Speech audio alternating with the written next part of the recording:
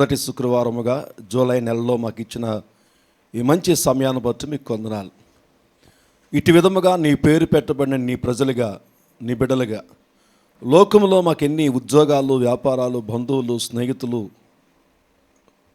చదువులు ఉన్నప్పటికీ ఇదిగో ప్రభువా, నీకు ఇవ్వాల్సినటువంటి సమయము, ఇది నీ సమయము, ఇది నీ సన్నిధిలో గడిపే సమయము, నిన్ను ఆరాధించే సమయము, నిన్ను ఘనపరిచే సమయము, నిన్ను బలపరిచి నీ బలములో మేము పాలిపాగస్తులయ్యే సమయము. ఈ సమయాన్ని మేము దొంగిలించకుండా, ఈ సమయం కూడా మేము వాడేసుకోకుండా, ఇట్టి విధముగా ప్రభువా నీ సమయము నీకు ఇవ్వడానికి మాకు ఇచ్చిన కృపను బట్టి మీకు వందనాలు. అటువంటి విశ్వాసంలో సంఘాన్ని ఉంచారు, అందును బట్టి మీకు స్తోత్రాలు. ఒకవేళ ఎవరైనా బలహీనులుగా ఉన్నట్లయితే వారిని కూడా స్వస్థపరిచి రాబోయే దినాల్లో ఆదివారాలు ఖచ్చితంగా ఇది నీ సమయం అని తెలుసుకుని వారు రావడానికి సహాయం దయచేయండి. తీసుకొచ్చిన బిడ్డలను బట్టి మీకు వందనాలు.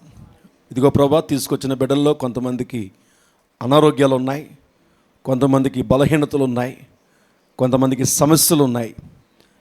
ఏదైనా నా యేసయ్యలో నాకు సమస్తము సాధ్యమని నమ్మి ఎంతమంది అయితే ఈరోజు నీ సన్నిధికి వచ్చారో వారి మీద నీ శక్తి, నీ ప్రభావములు కుమ్మరింప చేయమని ప్రార్థన చేస్తున్నా. వారు ఈరోజు నాయన నూతనమైన శక్తి చేత నింపబడడానికి సహాయం చేయండి. వారు ఎక్కడైతే బలహీనలో అక్కడే నీ బలముతో నింపబడడానికి మీరు కృప చూపించమని, వాక్యము ద్వారా మాతో మాట్లాడమని యేసుక్రీస్తు నామమున ప్రార్థిస్తున్నాం తండ్రి, ఆమేన్. సో ఈ సమయంలోని మనము కొన్ని మాటలు దేవుని యొక్క వాక్యంలో నుంచి మనం చూసుకుందాం. నా ప్రియ దేవుని సంగమ, మరి గడిచినటువంటి రాత్రి ఎండాడ ప్రాంతంలో ఉన్నటువంటి లక్ష్మి సడన్గా ఫోన్ చేసి ఏడుస్తుంది. అంటే నాకు ఎందుకో ఏమైందో ఏంటో అని కంగారుగా, అసలు చెప్పమ్మ విషయం ఏంటంటే వాళ్ళ యొక్క తమ్ముడు మొన్న ఈ మధ్య మ్యారేజ్ అయింది, 1 సంవత్సరం అయింది. మొన్నే పాప అనుకుంటా పుట్టింది, వచ్చి ప్రార్థన చేయించుకుంది. నేను కూడా సరదాగా మేనకోళ్ళు పుట్టేసింది అనమాట అయితే అని చెప్పాను. ఆయన ఇంకా ప్రభుని అంగీకరించలేదు. అన్నవరం మొక్కేదో మొక్కుకున్నారు. ఆ మొక్కు తీర్చుకోవడానికి తెల్లవారుజామున అన్నవరం వెళ్ళి మొక్కు తీర్చుకొని మళ్ళీ తిరిగి ఇక్కడే మధురవాడలోనే ఉంటున్నారట వాళ్ళు. లా కాలేజ్ దగ్గరికి వచ్చేటప్పటికి యాక్సిడెంట్ అయింది. సాయంత్రం 4:30కి ఫుట్పాత్ని మరి ఎలా కొట్టాడో తెలీదు, మొత్తం మీద యాక్సిడెంట్. ఫోన్ చేసి, పాస్టర్ గారు కాళ్ళు చేతులు ఇరిగిపోయినాయి, చాలా పెద్ద యాక్సిడెంట్ అయింది, ప్రార్థన చేయండి అని చెప్పారు. తర్వాత చాలా తక్కువ టైంలోనే మళ్ళీ ఫోన్ చేసి, అయ్యగారు చనిపోయాడు అని చెప్పాడు. బాధాకరమైన విషయం. వెంటనే నేను గ్రూప్లో అనౌన్స్మెంట్ పెట్టినప్పుడు దేవుని మహాకృప, సంఘంలో చాలామంది సమయానికి వెళ్ళి, ఎందుకంటే ఆవిడ అన్కంట్రోల్ అయిపోయి ఉంది, పోస్ట్ మార్టం చేయాలి, వెంటనే బాడీని ఇవ్వరు. మరి యవనస్తులు చాలామంది సమయాన్ని పెట్టుకుని వారికి వెళ్ళడం, చాలామంది స్త్రీలు కూడా ఒకరినొకరు మాట్లాడుకుని వెళ్ళడం, బ్రదర్స్ కూడా కొంతమంది మాట్లాడుకుని వెళ్ళడం జరిగింది. ఆదరణ మేము కూడా, నేను పాస్టర్ గారు కూడా వెళ్ళి ఆ పోస్ట్ మార్టం చేసిన ఆ సమయంలో తను చూసినప్పుడు బాధ కలిగింది. భయంకరమైన యాక్సిడెంట్. మరి ఏం జరిగిందో తెలియదు. కాళ్ళు 2 ఇరిగిపోయి ముక్కలైపోయి ఏలబడుతున్నటువంటి పరిస్థితి. కన్ను ఇక్కడి నుంచి ఇక్కడ వరకు మొత్తం లేదు, వెనక వైపు అంతా కూడా ఇక్కడ వరకు పోయిందట మొత్తం అంతా కూడా. అంటే భయంకరమైనటువంటి యాక్సిడెంట్. నేనేం చెప్తున్నానంటే, దినాలు ఎలాగుంటున్నాయో మనకు తెలియటం లేదు. దేవుని మహాకృప, దేవుని యొక్క శక్తి చేత మనం నింపబడి ఇంతవరకు దేవుని కృపలో నడిపించబడుతున్నాం. నేను నమ్ముతాను, ప్రభువైనటువంటి క్రీస్తునందున్న వారికి ఏ శిక్ష విధి లేదు.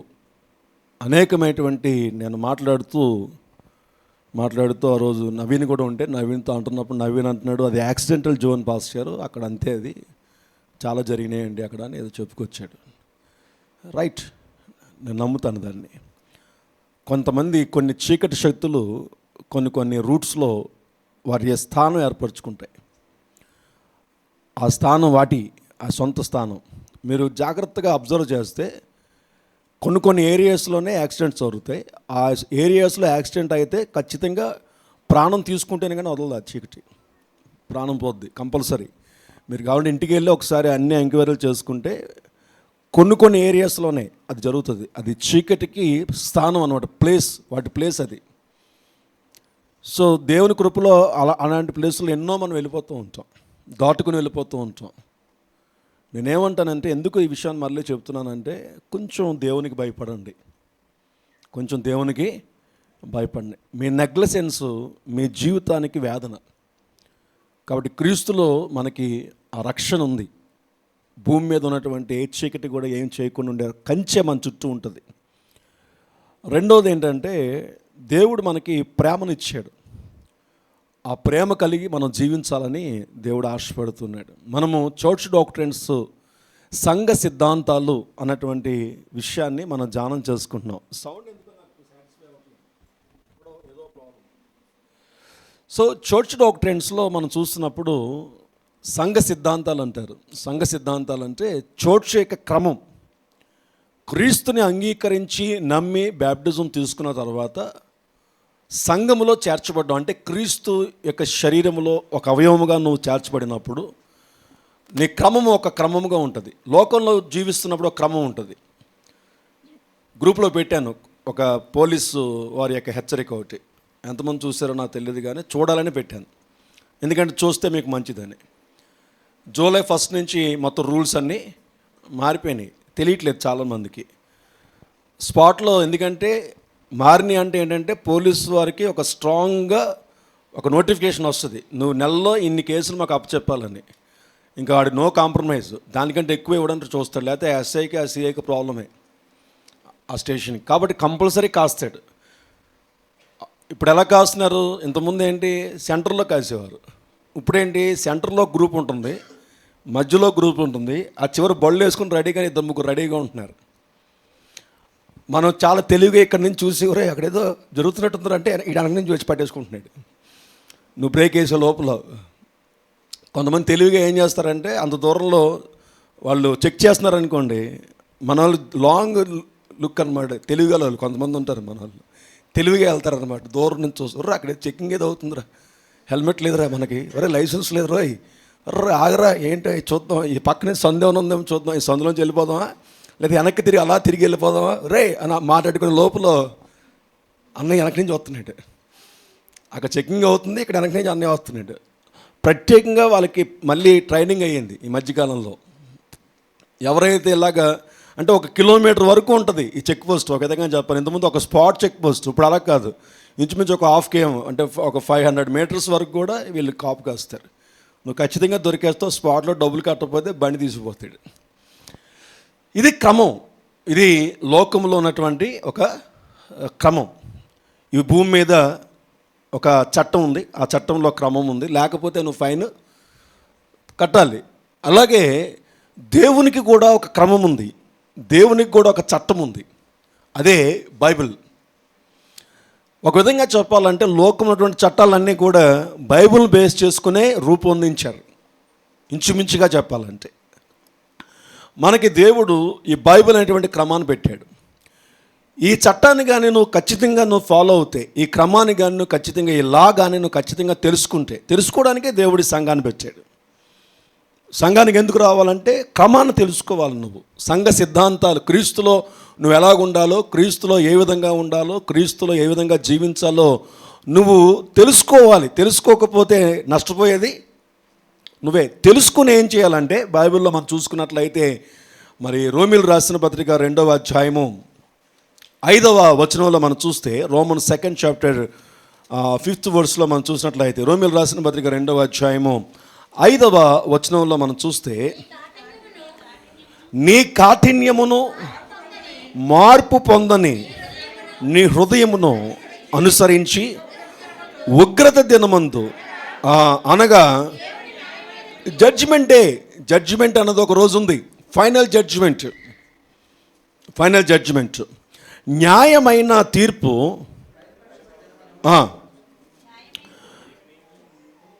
న్యాయమైన తీర్పు బయలుపరచు దినమందు నీకు నీవే ఉగ్రతను సమకూర్చుకొనుచున్నావు అంటే ఇక్కడ ఏమంటున్నాడంటే, రిపెంటెన్స్ అన్నది నీకు లేకపోతే, కఠినమైన మనస్సు కానీ నీకు ఉన్నట్లయితే, క్రైస్తవ జీవితంలో కఠినమైన మనస్సు అంటే ఏంటంటే దేవుని క్రమాన్ని తెలుసుకోవాలన్న ఆసక్తి నీకు లేకపోతే కఠినమైన మనస్సునిది. తెలుసుకోవాలన్న ఆసక్తి లేకపోతే. రెండవది, దేవుని యొక్క క్రమాన్ని తెలుసుకున్న తర్వాత దాని ప్రకారంగా జీవించడానికి నువ్వు సరైన నిర్ణయం తీసుకోకపోతే, నీ మనసులో మార్పు తెచ్చుకోవడానికి నువ్వు ఇష్టపడకపోతే, అరే నిజమా ఇలా చెప్పాడా దేవుడు, మనం ఇలా జీవించాలా, అరే మనం ఇలాగా జీవించట్లేదు, ఇంతవరకు మనం ఇలాగే జీవించు, ఇదే రైట్ అనుకుంటున్నాం కాదా, వాక్యం ఇదా, ఇలా జీవించాలా మనం, అయితే సరే ఇక్కడి నుంచి నేను కష్టమైన నష్టమైన నేను ఇలాగే జీవిస్తాను అని నీ మనస్సుని మార్చుకుని వాక్యం ఏం చెప్తుందో ఆ విధంగా నువ్వు కానీ చేంజ్ అవ్వకపోతే, బైబిల్ ఏముంటుందంటే నీ ఉగ్రత, నీకున్నటువంటి వేదన దుఃఖాన్ని నువ్వే తెచ్చుకుంటున్నావు అంటుంది. నీ అంతటి నువ్వే, దేవుడిచ్చింది కాదు, అపవాదిచ్చింది కాదు, నీ అంతటి నువ్వే ఆ ఉగ్రతను నువ్వు సమకూర్చుకుంటున్నావట. నీకు నీవే ఉగ్రతను, ఒక వ్యతిరేకత, ఉగ్రత అనగా ఒక కోపం, ఒక వ్యతిరేకత, ఒక ఒక ఒక కీడు నీకు నువ్వే సమకూర్చుకుంటున్నావు అంటుంది బైబిల్. అంత గొప్ప ఆధిక్యత మారు మనసుకి ఇచ్చాడు. నీవు మనసుని కఠినం చేసుకోకుండా నీ మనసు మారితే దేవుడు నీ జీవితంలో గొప్ప కార్యాలు చేసే విధంగా నీ జీవితం మారిపోతుంది. అదే చెప్తాడు కంటిన్యూ చేసినట్లయితే, ఆయన ప్రతి వానికి 6వ వచనం ఆయన ప్రతి వానికి వాని క్రియల చొప్పున, జాగ్రత్త గమనించాలి, నీ క్రియలు దేవుడు చూస్తాడు. విశ్వాసము క్రియల రూపంలో దేవునికి చూపించుకోవాలి. నీ హృదయంలో విశ్వాసం ఉండాలి, నీ మనస్సులో విశ్వాసం ఉండాలి. ఈ విశ్వాసము క్రియల రూపంలో ఏం చేయాలి, దేవుని ఎదుట రుజువు చేసుకోవాలి. ప్రభువా నేను నిన్ను నమ్ముతున్నాను, నీ అందు విశ్వాసం ఉంచుతున్నాను. ఎలా ఉంచుతున్నావు అంటే బైబిల్ అంటుంది యువర్ క్యారెక్టర్స్, యువర్ బిహేవియర్స్, నీ యొక్క క్రియా విధానము, నువ్వు ప్రవర్తించే ప్రవర్తన బట్టి నీ విశ్వాసాన్ని దేవుడు కాలిక్యులేషన్ చేస్తాడు. నీ విశ్వాసము నీ హృదయంలో ఉన్న దాన్ని బట్టి దేవుడిని ముందుకొచ్చి అది ఎంతవరకు ఆ విశ్వాసం పనిచేస్తుందో నీ క్రియల ద్వారా ఆయన కాలిక్యులేషను చేసి నీకు కావలసినటువంటి సహాయాన్ని దేవుడు నీకు ఇస్తూ ఉంటాడు. విశ్వాసం అన్నది నీ హృదయంలో ప్రారంభమయ్యి నీ ఆలోచనలోనికి వచ్చి నీ క్రియల్లోనికి వెళ్ళేది పరిపూర్ణమైన విశ్వాసము. దేవుని యందు విశ్వాసము ఎక్కడ ప్రారంభమవుతుంది అంటే నీ హృదయంలో ప్రారంభమవుతుంది, నీ మనస్సులో ప్రారంభమవుతుంది. నీ మనస్సులో ప్రారంభమైనటువంటి విశ్వాసము పరిపూర్ణతలోకి ఎప్పుడు వెళ్తుంది, దేవుని యొక్క కార్యాలు జరిగించేంత స్థాయిలోకి ఎప్పుడు వెళ్తుంది అంటే అది క్రియల్లోనికి మార్చబడినప్పుడు, రూపాంతరం చెందినప్పుడు. ఒక ట్రాన్స్ఫర్మేషన్ అన్నది నీ మనస్సులో ఉన్నటువంటి వాక్యంలో రూపాంతరము చెందాలి నువ్వు క్రియల రూపంలో. అప్పుడు పరిపూర్ణమైన విశ్వాసంలోకి నువ్వు వెళ్తున్నావు. దేవుని ఎదుట నీవు ప్రభువుని నమ్ముతున్నటువంటి విశ్వాసంలోనికి దేవుడు అంగీకరిస్తాడు, అపవాది అంగీకరిస్తుంది, చీకటి కూడా అంగీకరిస్తుంది. అందుకే మనం గడిచిన దినాల్లో చెప్పుకున్నాం, అపోస్తలుడైన పౌలు యేసు నామములో ప్రార్థన చేస్తే అద్భుతాలు జరుగుతున్నాయట. కానీ కొంతమంది యాజకుల యొక్క పిల్లలు లేదా మంత్రగాల యొక్క పిల్లలు అదే యేసు నామము, యేసుక్రీస్తు నామాన్నే నోటితో చెప్తున్నారు. యేసుక్రీస్తు నామములో దయ్యమా బయటకు పోవంటే ఆ లోపల ఉన్నటువంటి దురాత్మ, ఆ లోపల ఉన్నటువంటి చీకటి ఆత్మ ఈ యొక్క ప్రార్థన చేసిన వాడితో మాట్లాడుతుంది. రే నువ్వెవడో నాకు తెలియదు, యేసుక్రీస్తు ఎవరో నాకు తెలుసు, పౌలు కూడా ఎవరో నాకు తెలుసు, నువ్వెవరో నన్ను వచ్చి అటాక్ చేస్తున్నావు, గద్దిస్తున్నావు, అసలు ఎవడరా, నీ అడ్రస్ ఏంటి, నీ పుట్టుపూర్వోత్తరాలు ఏంటి, నాకు ఏమీ తెలీదు, నువ్వు అన్యాయంగా వచ్చి నన్ను అటాక్ చేస్తున్నావు అని చెప్పి ఆ దురాత్మ ఎవరిలో అయితే ఉందో వాడిలో నుంచి బయటకు వచ్చి ఈళ్ళలోనికి వచ్చి ఈయన పరిగెట్టించేసిందని బైబిల్ చెప్తుంది. అంటే యేసు నామములు నీవు మాట్లాడితే సరిపోదు, యేసు నామములో నేను ప్రార్థన చేస్తున్నానంటే సరిపోదు. ఆ యేసు నామములో నీ జీవితాన్ని క్రియల ద్వారా రుజువు చేసుకోవాల్సినటువంటి అవసరత ఎంతైనా ఉంది. కంటిన్యూ చేద్దామా? 7వ వచనం, సత్క్రియను ఓపికగా చేయొచ్చు, మహిమను ఘనతను. కొంతమంది బైబిల్ తేలేదా? బైబిల్స్ లేవా? బైబిల్ చూపించండి ఒకసారి. మరి బైబిల్ చదవట్లేదే? ఘనతను అక్షయతను వెదుకు వారికి నిత్య జీవమునిచ్చును. అయితే భేదములు పుట్టించి సత్యమునకు లోబడక దుర్నీతికి లోబడు అని మీదకి దేవుని ఉగ్రతయు రౌద్రమును వచ్చును. దుష్కార్యము చేయు ప్రతి మనుష్యుని ఆత్మకు మొదట యూదునికిని గ్రీసు దేశస్థునికి కూడా ఏం కలుగుతాయట? మారు మనస్సు పొందుకోనేటువంటి వ్యక్తికి శ్రమలు వేదన కంటిన్యూ అవుతాయి. ఏ శ్రమ అయితే ఉందో ఆ శ్రమ నిన్ను పీడిస్తూ ఉంటుంది. ఏ వేదన అయితే ఉందో అది నీ బ్రతుకుని నాశనం చేస్తూ ఉంటుంది. శ్రమ వేదన కామన్ మనిషికి, అది ఎవరికైనా ఉంటుంది. కానీ ఇక్కడ ఏం చెప్తున్నాడంటే క్రీస్తులో నీకు ఆ శ్రమ నుంచి విడుదల, ఆ వేదన నుంచి విడుదల, ఆ శ్రమలో సమాధానము, ఆ దుఃఖములో సంతోషము. అంతేకాదు ఆ శ్రమ నుంచి కంప్లీట్ డెలివరెన్స్, టోటల్గా విడుదల. ఐగుప్తులో ఉన్నటువంటి బానిసత్వం నుంచి విడిపించి నడిపించి ఉన్నతమైనటువంటి స్థాయికి తీసుకెళ్ళడానికి దేవుని యొక్క తలంపులు మన ఎడలు ఎలాగైతే ఉన్నాయో అది మారలేదు. ఆయన మారడు. ఇశ్రాయేలు ప్రజల ఎడల దేవునికి ఉన్నటువంటి తలంపులు ఎలాగైతే ఉన్నాయో ఈరోజు సంఘమైన నీ మీద నా మీద కూడా దేవునికి ప్రణాళికలు అలాగే ఉన్నాయి.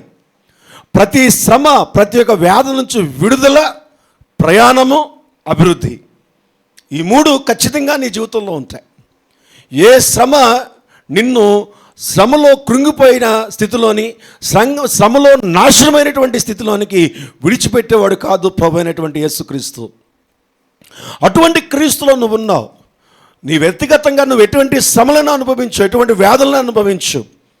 బట్ దేవునికి క్రమాన్ని తెలుసుకుని, దేవునికి ఉద్దేశాలు తెలుసుకుని నీ జీవితాన్ని మార్చుకునే మనస్సులోనికి నువ్వు కానీ వచ్చినట్లయితే, నీవు కఠినంగా ఉండకుండా నేను ఇలాగే ఉంటాను అనుకోకుండా నువ్వు మార్చుకున్నట్లయితే, బైబిల్ అంటుంది ఆ శ్రమ నుంచి చూడండి, దాన్ని కంటిన్యూ చేసినట్లయితే సత్క్రియ చేయు ప్రతి వానికి ఏమండి, మొదట యూదునికి గ్రీసు దేశస్థునికి మహిమయు ఘనతయు సమాధానము మూడు కలుగుతాయటండి. ఒకటి దేవునికి మహిమ, నీకు మహిమ, దేవుని యొక్క ప్రత్యక్షత చూస్తావు. ఆయన ఎక్కడైతే ప్రత్యక్షపరచబడుతున్నాడో అక్కడ గొప్ప కార్యాలు, దేవుని యొక్క ప్రత్యక్షత, దేవుని యొక్క మహిమను చూస్తావు. అంతేకాదు ఏమంటున్నాడంటే దేవుని యొక్క ప్రత్యేకమైనటువంటి సమాధానము ఆ శ్రమలో, ఆ వేదనలో కలుగుతాయి. అందుకనే ప్రతి క్రైస్తవునికి కూడా మారు మనస్సు చాలా అవసరము. మారు మనస్సుకి వ్యతిరేకమైంది కఠినత్వం. మారు మనస్సు అనగా నీకు తెలియదు కొన్ని విషయాలు. ఎందుకు సంఘానికి రావాలి, ఎందుకు పనులన్నీ మానుకుని సంఘానికి వచ్చి కూర్చోవాలి? రెండు విషయాలు. ఒకటి, సంఘంలో ఉన్నటువంటి శక్తిని నూతనంగా నువ్వు పొందుకోవడానికి. రెండవదిగా దేవుని యొక్క క్రమమును తెలుసుకొని నీ మనస్సు మార్చుకుని వెళుతున్నప్పుడు నీ శ్రమ వేదనలో నుంచి సమాధానంలోనికి నువ్వు మార్పు పొందడానికి. ఎవరు సమాధానం? అది దేవుని సమాధానము. దేవుని సమాధానము నీకు నీ హృదయంలో ఉన్నటువంటి ప్రతి శ్రమలో కూడా నీకు సంతోషాన్ని ఇస్తుంది. ప్రతి వ్యతిరేకతలో కూడా, ప్రతి ఇరుకులో కూడా నీకు విడుదల ఇస్తుంది. దేవుని యొక్క శక్తి చేత, నేను మొన్న సోమవారం చెప్పాను క్లాసెస్లో, ప్రభు అయినటువంటి యేసుక్రీస్తు వారట పరిశుద్ధాత్మ ద్వారా, శక్తి ద్వారా నింపబడి దేవుడు ఆయనకి తోడుగా ఉన్నందున అపవాది క్రియలను లయము చేసే శక్తిని పొందుకున్నాడని బైబిల్ చెప్తుంది. నువ్వు ఎప్పుడైతే దేవుని యొక్క శక్తి చేత, దేవుని యొక్క ఆత్మ చేత, దేవుని యొక్క తోడు అనేటువంటి ఆ యొక్క జీవితంలోకి నువ్వు వెళుతావో ప్రతి ఒక్క అపవాది క్రియను కూడా లయము చేసే శక్తిని దేవునికి ఇస్తాడు. అప్పుడు దేవుడు నూతనమైన సమాధానంలోనికి నిన్ను నడిపించే కార్యం జరుగుతుంది. నా ప్రియ దేవుని సంగమ, సర్వమానవాడి ఎడల దేవుడు చూపించినటువంటి ప్రేమ చాలా గొప్పది. నా ప్రియ దేవుని సంగమ, బైబిల్ ఏం చెప్తుందంటే ఈ క్రమంలో మనం ఎక్కడ రిపెంట్ అవ్వాలి అంటే కొన్ని విషయాలు, ప్రాముఖ్యమైన విషయాలని మనం ధ్యానం చేసుకుంటున్నాం గడిచిన దినాల నుంచి. సంఘాలు కఠినత్వంలోంచి మనసు మార్చుకునే స్థాయిలోకి వెళ్ళడానికి మొట్టమొదటిగా మనం చూసినట్లయితే చాలా విషయాల్లో క్రీస్తు ప్రేమ మన జీవితాలకు చాలా అవసరం. ఎందుకంటే 1 యోహాను రాసిన పత్రిక భాగంలో మనకు బాగా తెలిసినటువంటి మాట నేను ఒక చూపించి నేను కొంచెం ముందుకు వెళ్తాను. 1 యోహాను రాసిన పత్రిక 4వ అధ్యాయము 16వ వచనంలో మనం చూసినట్లయితే, మన ఎడల దేవునికి ఉన్న ప్రేమను మనము తెలుసుకోవాలి. తెలుసుకుని ఎరిగిన వారమై దేన్ని నమ్ముకున్నాం? యేసయ్య ప్రేమను నమ్ముకున్నాం. His love. యేసయ్య ప్రేమలో నీవు నేను ఉన్నాం. ఆయన ప్రేమ ఏం చేసిందంటే నీ కొరకు నా కొరకు ఆయన బలియాగముగా ఆయన శిలువ మీద చనిపోవడానికి కారణమైంది. శిలువ మీద యేసుక్రీస్తు యొక్క మరణము మన మీద చూపించిన యేసయ్య ప్రేమకి సాదృశ్యం. క్రీస్తు శిలువ మీద చూపించిన ప్రేమ నీ పాపముల కొరకు, నీ శాపముల కొరకు యేసయ్య శిలువ మీద రక్తము కార్చినటువంటి ఆ యొక్క మరణము, ఆ శాపకరమైనటువంటి మరణములో ఏం కనిపిస్తుందంటే క్రీస్తు ప్రేమ కనిపిస్తుంది. నువ్వు శిలువ మరణం చూసినప్పుడల్లా ఏం చేయాలంటే, ఆహా, యేసయ్య నన్ను ఎంతగా ప్రేమించాడు అని నువ్వు తెలుసుకోవాలట. ఎరిగిన వారమై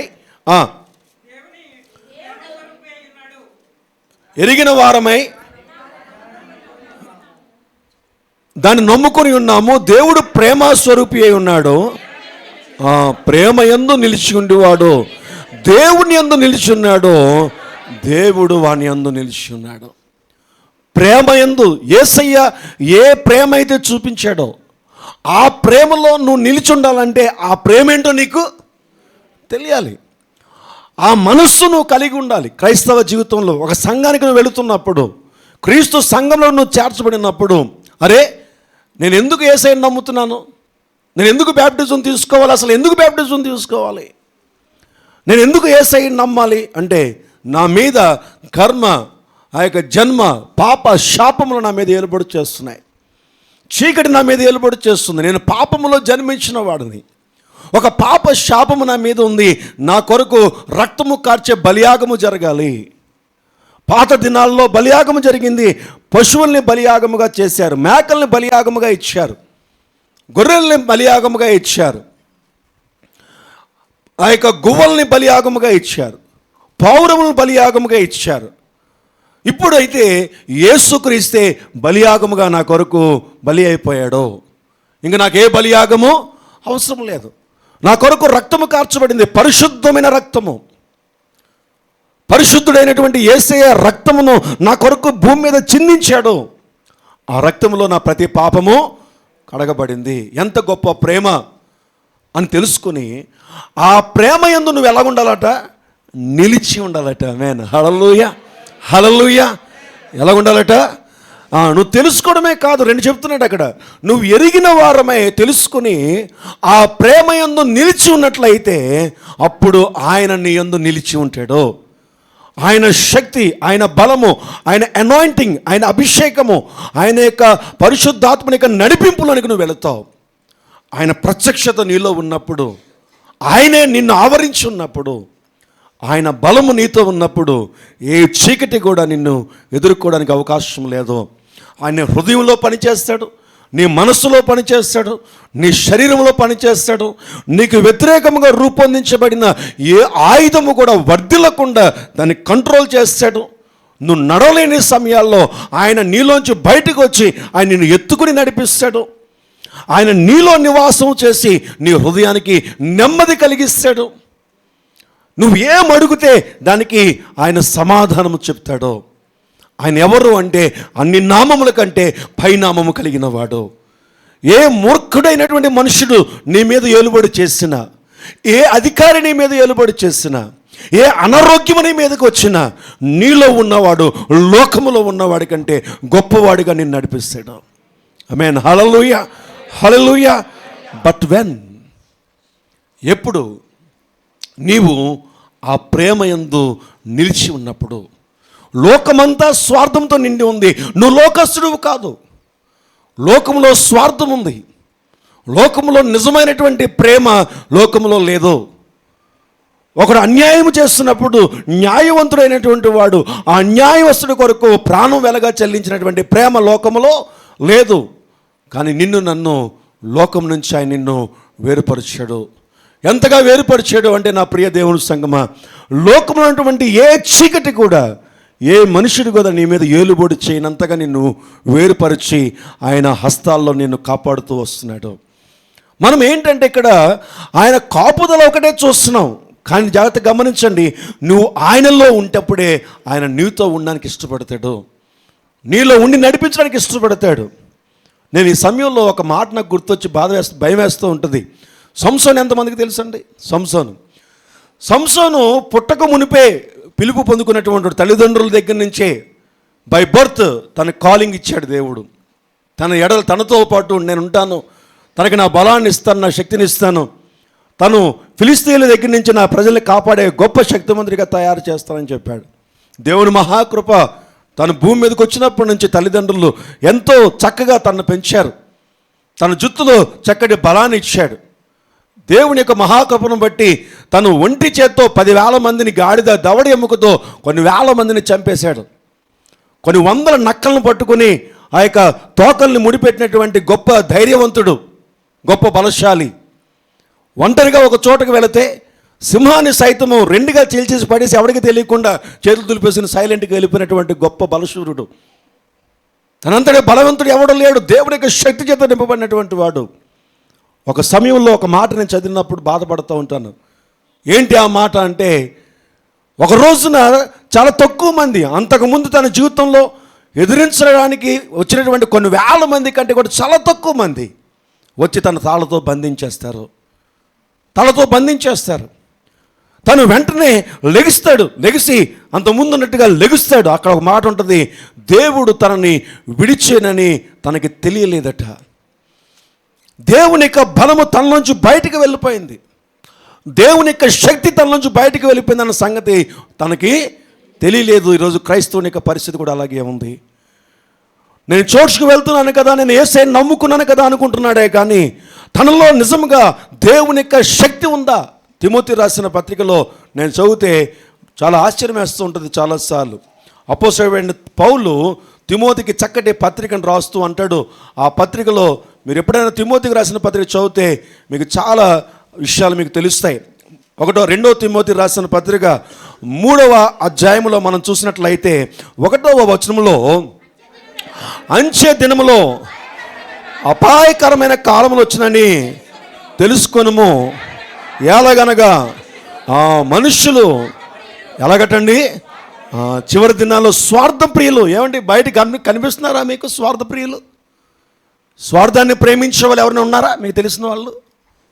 ఏమండి, ఇంతకుముందు ఎంతో చక్కగా ఉండేవారండి, ఇప్పుడు స్వార్థంతో నిండిపోయారు అన్న వాళ్ళు ఎవరన్నా అబ్జర్వ్ చేశారా, గమనించారా? Right, yes. చేతులు లేవా? మనకి చేతులు లేవా? ఏవి ప్రియులు చేతులు చూపించండి. లేవా?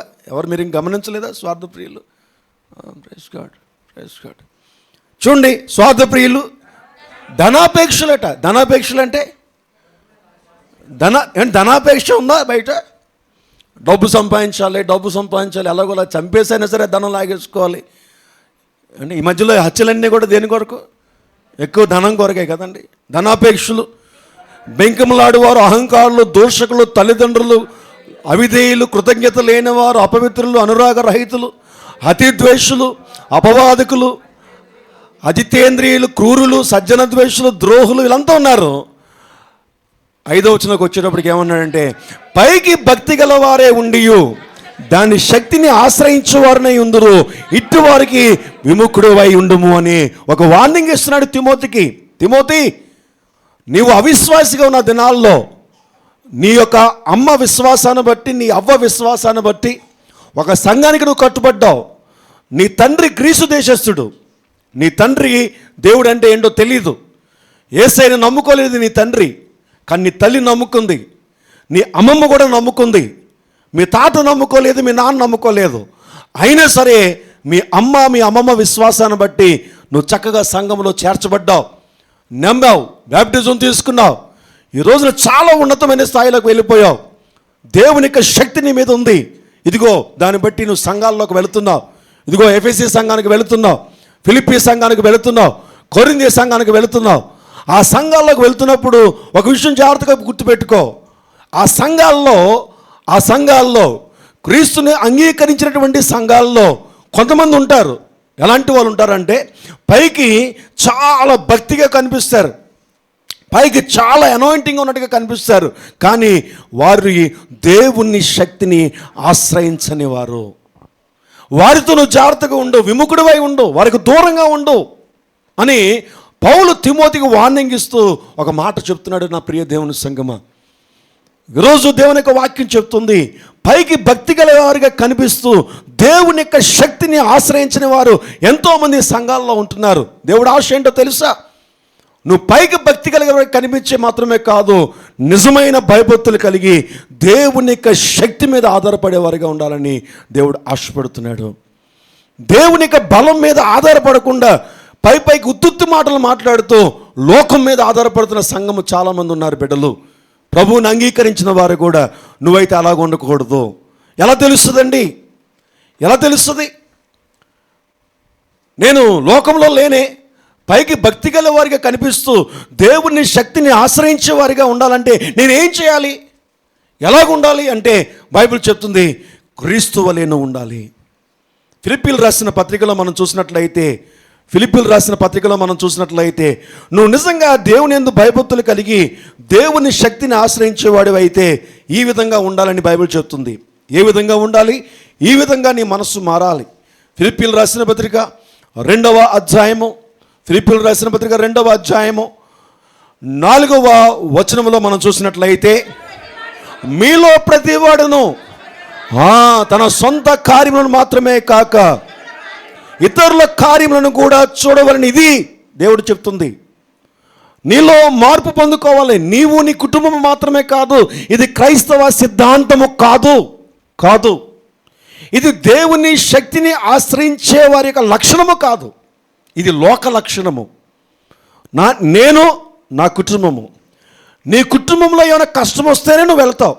నీ అన్నయ్యకో, నీ అక్కకో, నీ తమ్ముడికో, నీ రక్త సంబంధికుడికో, లేదంటే నీ పిల్లలకో నీకేదైనా శ్రమ వస్తే నువ్వు పరిగెడతావు. నీ సొంత కార్యముల కొరకు నువ్వు ఏమైనా శ్రమ పడతావు. ఎందుకంటే నీ రక్త సంబంధి, నీ రక్తంతో పాటుగా నీ తల్లి గర్భంలో నీతో పాటుగా జన్మించినటువంటి నీ సహోదరి, నీ సహోదరుడు. కాబట్టి నీ సొంత కార్యములు, నీ కుటుంబము, నువ్వు పెళ్లి చేసుకున్న నీ భార్య, నువ్వు పెళ్లి చేసుకున్న నీ భర్త, నువ్వు వివాహం చేసుకున్న తర్వాత నీకు, నీ భార్యకి, నీ భర్తకి దేవుడిచ్చిన గొప్ప బహుమానములు నీ పిల్లలు, వారి జీవితాల్లో ఉన్నటువంటి శ్రమల్లో నువ్వు పరిగెడతావు. రైట్, ఇది లోకం కూడా పరిగెడుతుంది. బట్ ఏంటి డిఫరెన్స్ ఏంటి? నువ్వు దేవుని శక్తిని ఆశ్రయించే డిఫరెన్స్ ఏంటి? దేవుని శక్తిని ఆశ్రయించని భక్తి ఏంటి? దేవుని శక్తిని ఆశ్రయించే శక్తి ఏంటి? దేవుని శక్తిని ఆశ్రయించినటువంటి భక్తి, దేవుని శక్తిని ఆశ్రయించే భక్తి. ఎలాగటండి? దేవుని శక్తిని ఆశ్రయించే భక్తి, దేవుని శక్తిని ఆశ్రయించని భక్తి. రెండింటికి డిఫరెన్స్ ఎప్పుడైనా కనిపెట్టారా? సంఘాల్లో కనిపెడుతూ ఉంటాం, మాకు తెలుసు చాలామంది. ఎలా తెలుస్తుందండి? వాక్యమే. మేమేమి భూమి మీద నుంచి, పై నుంచి, భూమి కింద నుంచో, ఆకాశం పై నుంచో రాలేదు. ఎలా కాలిక్యులేషన్ చేస్తాం తెలుసా? 98% వాక్యాన్ని బేస్ చేసుకునే కాలిక్యులేషన్ చేస్తాం సంఘాన్ని. వారి యొక్క ప్రవర్తన వాక్యంతో కంపారిజన్ చేసుకుంటాం. వాక్యం ఏమైతే డిక్లేర్ చేస్తుందో, వీళ్ళు ఇటువంటి వాళ్ళు అన్నమాట అని మాకు అర్థమవుతూ ఉంటుంది. దేవునికి వాక్యం చెప్తుంది, పైకి భక్తి గల వారిగా కనిపిస్తూ దేవుని శక్తిని ఆశ్రయించని వారు సంఘంలో ఉంటారు, దేవుని శక్తిని ఆశ్రయించేవారు సంఘంలో ఉంటారు. ఒకవేళ ఈ రాత్రి నువ్వు పైకి భక్తి గల వారిగా కనిపిస్తూ దేవుని శక్తిని ఆశ్రయించేవారిగా నేను ఉన్నాను అనుకున్నట్లయితే బైబిల్ చెప్పినటువంటి సిద్ధాంతంలో నువ్వు ఉన్నావో లేదో చూసుకో. లేకపోతే కఠినమైన మనసుతో ఇక్కడి నుంచి వెళ్లకుండా నీవు మారు మనసు పొందుకుని వెళితే ప్రభు నీ జీవితంలో గొప్ప కార్యాలు జరిగిస్తాడు. ఎక్కడైతే నీకు వేదన, దుఃఖం ఉందో అక్కడ దేవుడు సమాధానము నీ మీదకి వస్తుంది. ఆయన మహిమ, ఆయన ఘనమైన కార్యాలు నీ జీవితంలో జరగడానికి ప్రభు కృప చూపిస్తాడు. కఠినమైన మనస్సు కనుక చూడండి ఏమంటున్నాడో చూద్దాం, మళ్ళీ కంటిన్యూ చేద్దాం. మీలో ప్రతివాడును సొంత కార్యములు మాత్రమే కాక ఇతర కార్యములను కూడా చూడవలెను, క్రీస్తు యేసునకు కలిగిన ఈ మనస్సు. ఇక్కడ క్లియర్ చేశాడు, ఇది క్రీస్తు యేసునకు కలిగిన మనస్సు. మీరు క్రిస్టియన్స్, మీరు క్రైస్తవులు, క్రీస్తు మనస్సుని అనుసరించే వాళ్ళు, క్రిస్టియన్స్, క్రైస్ట్ ఫాలోవర్స్. ఎవరు క్రైస్తవులు అంటే క్రీస్తుని అనుసరించేవారు, క్రీస్తు మనస్సు కలిగినటువంటి వారు, క్రీస్తు యొక్క అడుగుజాడల్లో వెళ్ళినటువంటి వారినే తండ్రి అయినటువంటి దేవుడు క్రైస్తవులు అంటున్నాడు, అనగా నా కుమారునితో సమానులు అంటున్నాడు. నా కుమారునికి ఇచ్చిన వారసత్వ హక్కు నా క్రీస్తులో నా కుమారులో ఉన్న వాళ్ళందరికీ ఇస్తానంటున్నాడు తండ్రి అయినటువంటి దేవుడు. ఈరోజు నా ప్రియ దేవుని సంగమా, ఒక చోటుకు నువ్వు వస్తున్నప్పుడు నువ్వు క్రైస్తవునిగా వస్తున్నావు. క్రీస్తుని అంగీకరించడానికి తగిన మనస్సు కలిగిన వస్తున్నప్పుడు నీ యొక్క సిద్ధాంతాలు కూడా ఏం చేయాలి, నీ యొక్క ఆలోచనలు కూడా మార్పు పొందుకోవాలి. సొంత కార్యాలే కాదు, ఇతరుల కార్యాలే కూడా. దేవుని మహాకృప ఈ సంఘములో ఆ మనస్సు కలిగినటువంటి సంఘముగా దేవుడు ఆశీర్వదించాడు. అర్ధరాత్రి మిడ్-నైట్ ఒకసారి సంజయ్కి ఫోన్ చేశాను. ఫోన్ చేస్తే ఆ అమ్మాయి అర్ధరాత్రి హలో అంటుంది. పాపం అంటే అలసిపోయి పడుకుంది పాపం. తీయలేదని వర్మ గారికి ఫోన్ చేశాను. వర్మ గారు కూడా అదే సేమ్. వర్మ గారు నేనంటే పాపం గబగబా అర్ధరాత్రి సరిగ్గా అప్పుడే పడుకుంటాం కదండి. నేను వెంటనే రాజశ్రీ గారు వాళ్ళ పాప పడిపోయిందట, అర్జెంటుగా మీరు రావాలి, తనకేదో కాలేదో బెనికిందట, ఫోన్ చేశారు అంటే 5 నిమిషాలు బాస్ చేశారు అన్నారు. అంతే, వాయిస్ మారిపోయింది అంతే. వెంటనే 2 నిమిషాల్లో సంజయ్ ఫోన్ చేసింది, ఫాస్ట్ గారు నేను వచ్చేస్తున్నానండి. విత్ ఇన్ మినిట్స్లో బయలుదేరిపోయి ఒకరికొకరు ఫోన్ చేసుకొని యవనస్తులు కొంతమంది ఆ అర్ధరాత్రి రాజశ్రీ గారి ఇంటికి వెళ్ళిపోయా. సో వెంటనే అక్కడ నిలబడి వాళ్ళకి ఏం చేయక్కర్లేదండి, అంతవరకు ఏడ్చినమ్మే నాకు బాగానే ఉంది అంటుంది. ప్రైజ్లో యాక్చువల్గా ప్రాబ్లమే, కానీ అందరిని చూసేటప్పటికి నేను వెళ్ళిపోయాను, బాబు వచ్చాడు, పాప వచ్చేది, అందరం వెళ్ళిపోయాం. సంఘంలో అందరూ కూడా వచ్చేసారు. రాత్రి 12:30, 1 గంట ఆ టైంకి ఒక్కొక్కరు నిద్రమోహాలతో ఉన్నాం. ప్రైజ్లో ఆమేన్, హల్లెలూయా.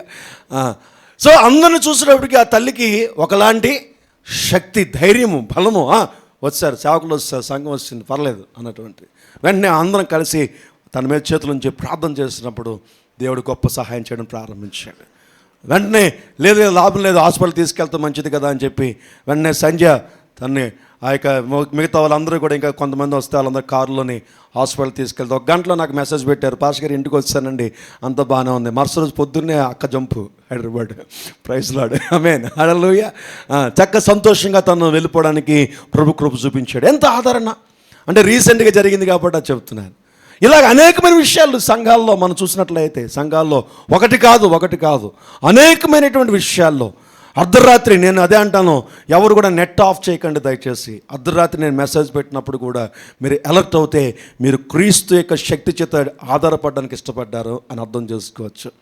ఎంతండి, ఒక 25 రూపాయలు వేస్తే నెట్ శుభ్రంగా 30 GB అంత ఇచ్చేస్తాడు. 25 రూపీస్ ఒక వేసామంటే, ఒక 25 రూపాయలు 50 రూపాయలు వేసామంటే ఒక 35 GB 30 GB 40 GB ఎక్స్ట్రా ఇస్తాడు.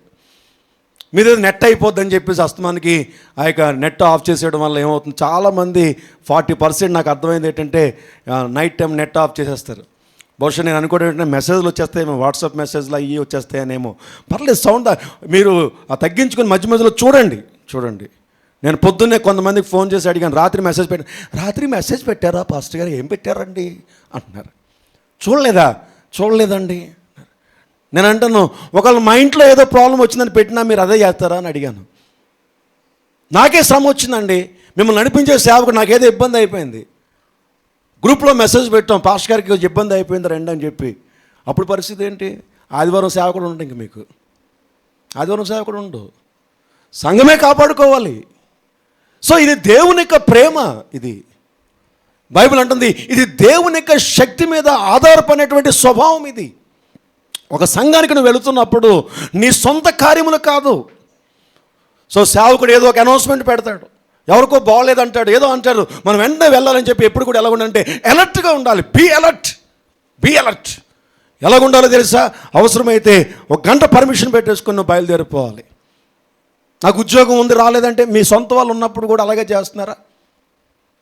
మీ సొంత అక్కో, మీ సొంత అన్నయ్యో, లేదంటే వాళ్ళ పిల్లలు హాస్పిటల్లో అడ్మిట్ అవుతున్నారు, బాగోలేదు అనుకుంటున్నారు, మీరు అలాగే చేస్తున్నారా?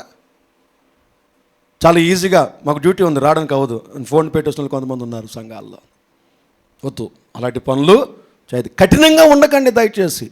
క్రీస్తు మనస్సులోనికి నువ్వు రావాలి. సొంత కార్యములను కాదు, ఇతరుల కార్యాలు, బయట సంగతి అలాగుంచండి. సొంత సంఘములో, సొంత ఆత్మీయ కుటుంబంలో ఉన్నటువంటి వారికి కూడా శ్రమ కలిగినప్పుడు నువ్వు ముందుకు రావాలి, నేను ఉన్నానని రావాలి.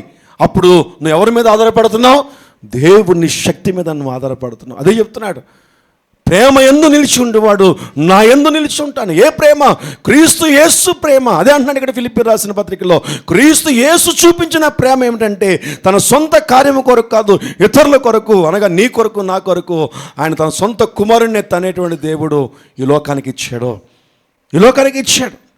నువ్వు మంచివాడు అని కాదు, నువ్వు మంచి క్రమమైనటువంటి స్థితిలో ఉన్నవాడు అని కాదు, నువ్వు నీతిమంతుడు అని నీ కొరకు క్రీస్తు మరణము చెందలేదు. నువ్వు పాపములో ఉండగానే ఆయన శిలువ మీద మరణము చెందినటువంటి ప్రేమ నువ్వు జ్ఞాపకం చేసుకోవాలి. నువ్వు ప్రేమను జ్ఞాపకం చేసుకోవాలి. ఎటువంటి ప్రేమ అంటే నీ కొరకు పరిశుద్ధుడు నీతిమంతుడైనటువంటి యేసయ్య ప్రాణం వెలగా చెల్లించాడు. అది ప్రేమ ఉంది. ఈ ప్రేమ నేను నా సంఘములో, లోకంలో నేను చూపించాలి.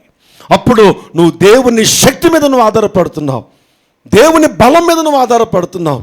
లోకస్తుల వలె స్వార్థపూరితమైనటువంటి ప్రేమ నీలో ఉండకూడదని దేవుడు ఆశపడుతున్నాడు. స్వార్థపూరితమైన ప్రేమ ఏంటంటే ఇది స్వార్థపూరితమైన ప్రేమ. నాకు సంబంధించిన వారు కాదు. ఇది స్వార్థపూరితమైన ప్రేమ నుంచి నువ్వు బయటకు వస్తున్నావు. లోకంలో ఏముంది? స్వార్థం ఉంది. నాకేంటి లాభం? నా బంధువులు, నా స్నేహితులు, సంఘము నీ బంధువులు కాదు, నీ స్నేహితులు కాదు, కానీ పరిశుద్ధులైన శక్తివంతుడైన దేవుని కుటుంబంలో తోటి మిత్రులు, తోటి సహోదరులు. ఇది ఆత్మ సంబంధమైన కుటుంబము. ఇది ఒక స్పిరిచువల్ ఫ్యామిలీ. ఈ భూ సంబంధమైన కుటుంబము కంటే కూడా ఘనమైన కుటుంబము ఈ కుటుంబము. ఇది ఆత్మ సంబంధమైన కుటుంబం అని నీ మనసులో మార్పు రావాలి. నీ మనసులో చేంజ్ రావాలి. కఠినమైన మనస్సు, స్వార్థపూరితమైనటువంటి మనస్సు నీకు తెలియదు, నువ్వు తెలుసుకోవాలి. ఏం తెలియదు అంటే నీ కుటుంబమే నీకు తెలుసు. నీ అక్క, నీ చెల్లి, నీ తమ్ముడు ఏవైనా చేస్తావు, కానీ ఇది నీ కుటుంబానికి మించిన కుటుంబము, ఆత్మ సంబంధమైన కుటుంబము. ఇది క్రీస్తు వెల చెల్లిస్తే, నీ కొరకు ఆయన ప్రాణం వెలగా చెల్లిస్తే కొనబడినటువంటి సంఘము ఈ సంఘము. ఇది ఒక జనరల్ బాడీ కాదు, లోకమైనటువంటి రాజకీయ పార్టీ కాదు, లోకమైనటువంటి ఒక బిజినెస్ గ్రూప్ కాదు. మనం ఒక బంధువులు, స్నేహితులం కాదు సరదాగా కూర్చుని మాట్లాడుకోవడానికి. మనము క్రీస్తు యొక్క రక్తము చేత కడగబడి, పరిశుద్ధపరచబడి, దేవుని యొక్క రాజ్యమునకు పిలువబడినటువంటి ఒక ఆత్మ సంబంధమైన భూమి మీద ఉన్నటువంటి కుటుంబము, ఒక స్పిరిచువల్ ఫ్యామిలీ. మన తండ్రి అయినటువంటి దేవుడు మనం నడిపించేవాడు, ఆయన ఆత్మ అయి ఉన్నాడు. కాబట్టి ఆయన క్రమములో మనం ఉండేవారముగా ఉన్నాము. హల్లెలూయా. ఈ భూ సంబంధమైన కుటుంబము ఈ రాత్రి అన్ని ప్రాణం పోతే అయిపోయింది, అక్కడితో ఫినిష్. బట్ పరలోక రాజ్య సంబంధమైన దేవునికి సంబంధించిన కుటుంబంగా ఇప్పుడు ఎప్పుడు నిరంతరము జీవించే ఉంటాము. ఆమేన్. హల్లెలూయా. ఆ తండ్రికి మనకి మరణము లేదు. ఈ లోకంలో ఉన్నటువంటి తండ్రికి మనకి మరణం ఉంది. నువ్వు చనిపోతే నువ్వెవడో, నేను ఎవరినో. నేను చనిపోతే 4 రోజులు ఏడుస్తావు, 5 రోజులు ఏడుస్తావు, తర్వాత ఎవరో నీకు తెలీదు, మర్చిపోతావు, అయిపోద్ది అక్కడితో, నీ బ్రతుకు నీదే. కానీ క్రీస్తులో అది కాదు. క్రీస్తులో నీకు మరణము లేదు. ఆమేన్. హల్లెలూయా. నీకు మరణం లేదు, ఆయనకి మరణం లేదు. అది నిత్యత్వంలో ఉంది. అది ఎవర్ లాస్టింగ్ బాండేజ్. అది భూమి మీద నిన్ను నడిపిస్తుంది. నువ్వు చనిపోయిన తర్వాత ఆయన రాజ్యంలోని కూడా నిన్ను తీసుకుని వెళుతుంది. కాబట్టి నా ప్రియ దేవుని సంగమా, అక్కడేమంటున్నాడు అంటే నిజమైనటువంటి ప్రేమ, నిన్ను వలె నీ పొరుగువాన్ని ప్రేమించు అన్నటువంటి ప్రేమ క్రీస్తు యేసు యొక్క ప్రేమ. ఆయన ఎటువంటి ప్రేమమయుడై ఉన్నాడో ఆ ప్రేమలో నువ్వు ఉండాలి. ఏంటి ఆ ప్రేమ అంటే? స్వార్థపూరితమైన ప్రేమ నీలో ఉండకూడానికి వీలు లేదు. అన్నది నీలోంచి తీసివేయాలి. ఒక్కసారి ఎవరికైనా బాగోలేదన్నప్పుడు నువ్వు వెంటనే పరుగులు పెట్టేవారుగా నువ్వు ఉండాలి. నా ప్రియ దేవుని సంగమా, హల్లెలూయా. ఒకవేళ నీకు హెల్త్ బాగలేదు, నువ్వు చాలా బలహీనంగా ఉన్నావు, నీ ఇంట్లో సొంత కొడుకు కూతురు బాగాలేకపోతే మన స్ప్రింగ్లో లేచి పరిగెట్టినట్టుగా నువ్వు పరిగెట్టడం ఎప్పుడైతే ప్రారంభిస్తావో, ఎవరికి శ్రమ కలిగిన దేవుని యొక్క శక్తి నీ మీద, నీ కుటుంబం మీద నిత్యము ఉంటుంది. ఇది దేవుని యొక్క వాక్యం. ఇది దేవుని యొక్క వాక్యము. Change your minds. కఠినమైన మన మనస్సులు మారాలి. ఏదో దేవుని సన్నిధికి వచ్చి వెళ్ళాము కాదు, మన యొక్క క్యారెక్టర్స్ మారాలి, మన యొక్క విధానాలు మారాలి, మన ప్రవర్తనలు మారాలి. అట్లీస్ట్ సంఘంలో ఎవరికైనా బాగోలేదని తెలిసినప్పుడు నువ్వు పరుగులు పెట్టేవారిగా ఉండాలి. వాళ్ళు వెళ్ళారు కదా నేనే వెళ్తానులే, వీళ్ళు వెళ్ళారులే నేనే వెళ్తానులే కాదు. నా ప్రియ దేవుని సంఘమా, నేను చాలా ఎక్స్పెక్ట్ చేశాను. సాయంత్రం లోపల చాలామంది నాకు ఫోన్ చేసి అడుగుతారేమో, చాలా ఎక్స్పెక్ట్ చేశాను. ఫోన్ చేసి అడుగుతారేమో, పాస్టర్ గారు ఏమైందండి. నోబడి. ఎవరి మటుకలు చూశారు, అయిపోయింది, ఫినిష్ అయిపోయింది. చాలామంది చూశారు, నేను చూశాను వాట్సాప్ గ్రూప్లో చాలామంది, అందరూ చూశారు. కొంతమంది అయితే ఇప్పటికీ చూడలేదు. ఇంకా ఆ లిస్ట్ చదువుతాను కావాలంటే. ఇప్పటికి ఇంకా నేను పెట్టిన అనౌన్స్మెంట్ చూడనటువంటి వాళ్ళ లిస్ట్ ఇంకా నా దాంట్లో ఆ గ్రూప్లో ఉంటుంది. ఎందుకోసం నీకు ఫోన్ అటువంటప్పుడు? దేని కొరకు నీకు ఫోను? నీ స్వార్థపూరితమైనటువంటి నీ అవసరాల కొరకు నీకు ఒక ఫోన్ ఇచ్చాడు దేవుడు. నీ ఫోన్ ద్వారా కొంతమందికి ఉపయోగకరంగా ఉండడానికి దేవుడు నీకు ఒక సంఘాన్ని ఇచ్చాడు. దానికి ఒక గ్రూప్ ఉంది, దానికి ఒక మెసేజ్ వస్తాయి. దాని ప్రకారంగా నువ్వు అలర్ట్ అయినప్పుడు దేవుడు నీ ముందుకు తీసుకొచ్చాడు కదా. సహాయం ఎక్కడికో వెళ్ళిపోయి చేసే అక్కర్లేదు, నీ ఇంటికే తీసుకొస్తున్నాడు కదా. ఎక్కడ సహాయం చేయాలో, ఎక్కడ నీకు అవసరం ఉంటుందో. నా ప్రియ దేవుని సంగమా, ఒక అడుగు మనం ముందుకు వెళ్ళాలి. ఒకరు నాకు ఫోన్ చేయకపోయినా ఒకరినొకరు మాట్లాడుకోవాలి, ఒకరినొకరు పలకరించుకోవాలి. ఏం జరిగింది, ఎవరు ఎండాడు లక్ష్మి అట, ఏం జరిగింది వాళ్ళ తమ్ముడికట, ఏం జరిగిందని మాట్లాడుకోవాలి, కలుసుకోవాలి, తెలుసుకోవాలి. అప్పుడు ఏంటంటే దేవుడు నిన్ను చూస్తాడు. అరే తను స్వార్థపూరితమైన ప్రేమ నుంచి బయటకు వచ్చేసారే. అరే ఎంతవరకు స్వార్థపూరితమైన ప్రేమ నా అన్నట్టుగా ఉండేవారు. ఒకవేళ నీ తమ్ముడో నీ అక్క ఎవరికో హాస్పిటల్లో అడ్మిట్ అయ్యారు, బాగలేదు, నీకు మెసేజ్ వచ్చింది, వెంటనే నువ్వేం చేస్తావు? వెళ్ళలేకపోయావు. వెంటనే ఏం చేస్తావు? నీకున్న పరిస్థితిని బట్టి వెళ్ళలేకపోయావు, నీకున్న శ్రమను బట్టి వెళ్ళలేకపోయావు, నీకున్న ఉద్యోగాన్ని బట్టి వెళ్ళలేకపోయావు. సాయంత్రం ఇంటికి వచ్చిన తర్వాత ఏం చేస్తావు? కనుక్కుంటావా? అది లేదా? అంతకన్నా కఠినంగా అయిపోయావా ఏంటి మనం? మరి ఏమి చలనం లేదేంటి ఎవరిలో? చేస్తామా చేయమా? చేసుకొనుకుంటాం. అది లేదా? ఎవడు చేస్తాడులే, ఆడు బాగానే ఉంటాడులే అనుకుంటామా? చేస్తాం కదా. ఆ చేసినటువంటి ఆ యొక్క ఫోన్ కాలే, సరే నువ్వు ఉదయం నుంచి ఉద్యోగంలో ఉన్నావు, ఏదో బాగాలేదు, అయ్యో చర్చిలో ఒకరే బాగాలేదట, వాళ్ళ ఫ్యామిలీలో ఏదో ఎవరికో నష్టం కలిగింది, మనసుకు వేదనే కదండి. మనసుకు ఇప్పుడు నీ తమ్ముడో నీ అన్నయ్యో నీ చెల్లె స్పాట్లో చనిపోతే నీకు కష్టం కాదా? కష్టమేనా లేదా? లేదండి నాకు అలా నాకేమన్నా వస్తుంటుంది కానీ నా తమ్ముడు చచ్చిపోతే నాకేటండి అంటావా? కష్టమే కదా. సో ఆ కష్టంగా నువ్వు భావించరే, తన తమ్ముడు చనిపోయాడట, యాక్సిడెంట్లో చనిపోయాడట, ఏంటో పాపం, ఏంటో పరిస్థితి ఏంటో, తన కోసం ప్రార్థన చేయాలి అనేటువంటి ఆలోచన నీలోకి వస్తే నేను అంటాను, నువ్వు దేవుని శక్తిని ఆశ్రయించేవాడిగా ఉన్నావని నమ్మచ్చు. దేవుడు అంత క్లియర్గా నీ మనసును చూస్తాడు, నీ క్యారెక్టర్స్ని చూస్తాడు. ఆయన అంటాడు, స్వార్థపూరితమైన అపాయకరమైన కాలంలో వస్తున్నాయి, నువ్వు ఇంకా ఆ స్వార్థంలోనే ఉండిపోవద్దు. ఇది లోకంలో ఉంది, లోకంలో స్వార్థపూరితమైన ప్రేమ ఉంది, నా అన్నటువంటి ప్రేమ ఉంది. ఈ ప్రేమలో నుంచి నువ్వు బయటికి వస్తే నా శక్తి నీకు వస్తుంది, నా బలము నీకు వస్తుంది. ఎంతమందికి అర్థమవుతుంది? అందుకనే బైబిల్లో లూకాసు సువార్తలో ఒక రోజట ఒక ఆయన వచ్చి యేసుక్రీస్తుని అడిగాడట. లూకాసు సువార్త చూద్దాం ఒకసారి, చూసుకుని మనం ముగించేసుకుందాం. లూకాసు సువార్త 10వ అధ్యాయంలో మనం చూస్తే, లూకాసు సువార్త 10వ అధ్యాయంలో 25వ వచనంలో నేను చదువుతాను, మీరు చూడండి ఒకసారి. నేను చదవమన్నప్పుడు మీరు చదువుదురు కానీ.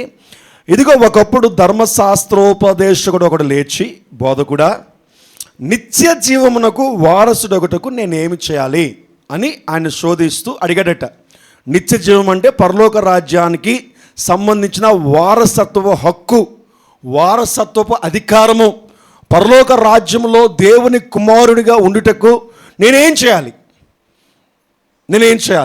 ఆ దేవుని రాజ్యంలోనికి నేను వెళ్ళాలంటే, ఆ దేవుని రాజ్యంలో దేవుని చేత ఇతరుడు నా కుమారుడు అని చెప్పించుకునే స్థాయిలోనికి వెళ్ళాలంటే నేనేం చేయాలి? నేను ఇప్పుడు అలాగ ఉండాలని నేను ఆశపడుతున్నాను అని యేసుక్రీస్తుని అడిగాడట ఒక ధర్మశాస్త్రం ఉపదేశించే ఒకడు. అందుకైన ధర్మశాస్త్రమందు ఏ రాయబడి ఉంది, నువ్వేమి చదువుతున్నావు అని ఆయన అడిగాడట. అడిగితే 27వ వచనంలో అతడు, నేను చదువుతాను, నీ దేవుడైన ప్రభువును నీ పూర్ణ హృదయముతోను, నీ పూర్ణ మనస్సుతోను, నీ పూర్ణ శక్తితోను, నీ పూర్ణ వివేకముతోను ప్రేమించవలెను అనియు, నిన్ను వలె నీ పొరుగు అని ప్రేమించవలెను అని రాయబడి ఉన్నదని చెప్పాడట. అందుకు మళ్ళీ ఆ ధర్మశాస్త్ర ఉపదేశకుడు ఏం చెప్పాడు? యేసుక్రీస్తు అప్పుడు చెప్పాడట, యేసుక్రీస్తు అతనితో చెప్పాడట, నువ్వు సరిగ్గా ఉత్తరం ఇచ్చో, అలా చెయ్యి, అప్పుడు నువ్వు జీవిస్తావు. చూడండి, జీవించదు అన్న మాట చాలా యోగ్యకరమైన మాట. జీవించలేని సమయాల్లో నువ్వు జీవిస్తావు. జీవించడానికి అవకాశం లేని శ్రమ నీ మీదకి వచ్చినప్పుడు, జీవించడానికి అవకాశం లేనటువంటి వ్యాధులు నీ మీదకి వచ్చినప్పుడు, అది శారీరక బలహీనత అవ్వచ్చు, అది మానసిక రుగ్మత అవ్వచ్చు, అది ఆర్థికపరమైన ఇబ్బంది అవ్వచ్చు, మూర్ఖులైనటువంటి వారి యొక్క అటాక్ అవ్వచ్చు, అది చీకటి శక్తుల యొక్క ప్రభావం అవ్వచ్చు. వాటెవర్ ఏదైనప్పటికీ కూడా నువ్వు జీవించడానికి అవకాశం లేని పరిస్థితుల్లో నువ్వు జీవించే అభిషేకాన్ని నువ్వు పొందుకుంటావు అని చెప్పాడట.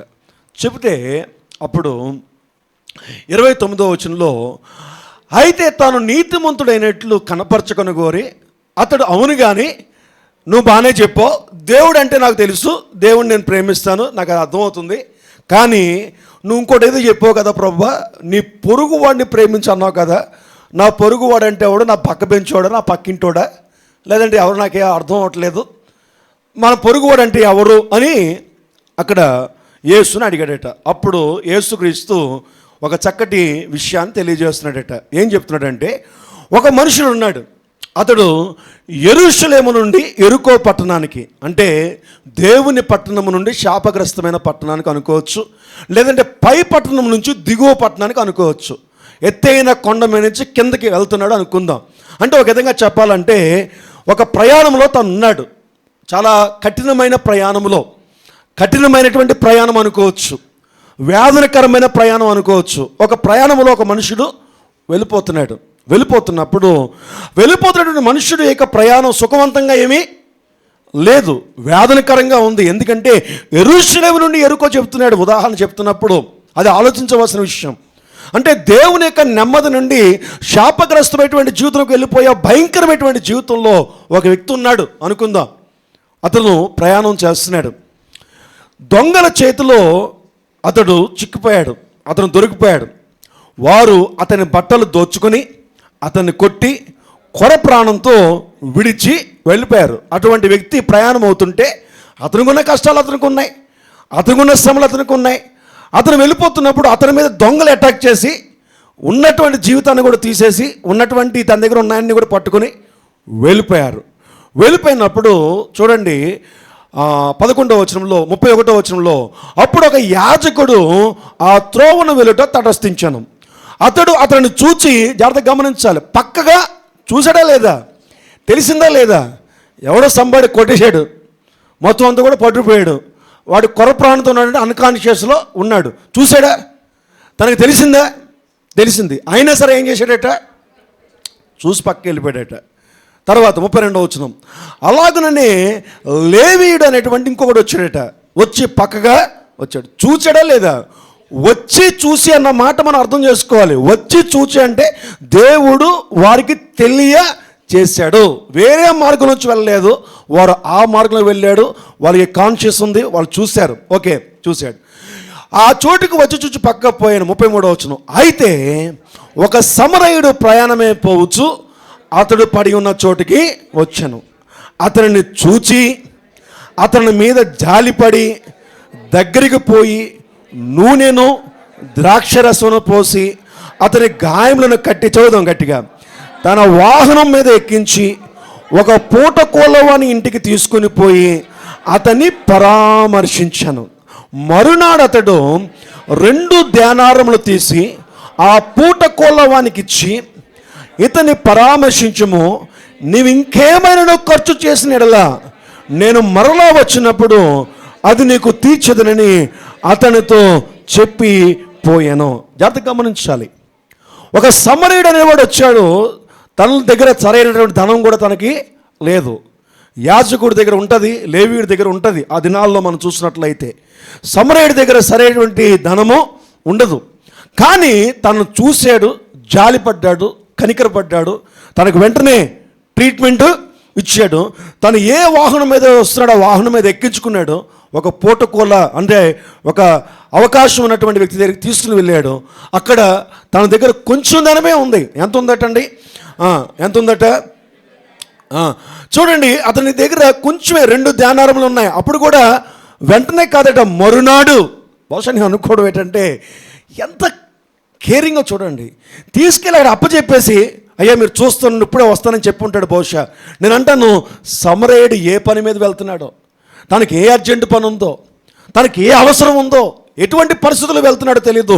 మరునాడు మరలా వచ్చాడు. నెక్స్ట్ డే వచ్చాడా? నెక్స్ట్ డేనా?